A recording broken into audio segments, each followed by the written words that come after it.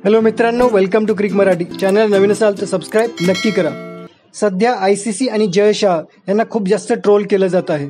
Cricket fans, मग Indian cricket fans असतील किंवा बाहेरच्या देशातील क्रिकेट फॅन्स असतील, हे ICC आणि जय शाह यांच्यावर खूप जास्त चिडलेले आहेत. त्यांना खूप जास्त ट्रोल करत आहेत. नेमकी काय घडलं?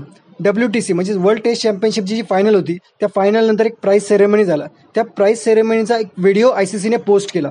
आता या व्हिडिओमध्ये खरं तर फोकस असायला पाहिजे होता प्राइज सेरेमनीवर आणि साऊथ आफ्रिका टीमवर, कारण ते फायनल जिंकले होते. पण याच्यामध्ये सगळ्यात जास्त जो फोकस होता तो जय शाहवर ठेवण्यात आलेला होता. म्हणजे या व्हिडिओमध्ये जवळपास 23 फ्रेम्स होते. त्याच्यामध्ये 12 फोटोज 12 फ्रेम्समध्ये जय शाहच होते. सगळ्यात पहिले व्हिडिओमध्ये एंट्री करताना जय शाह, म्हणजे स्लो मोशनमध्ये जय शाहना एंट्री करताना दाखवलं.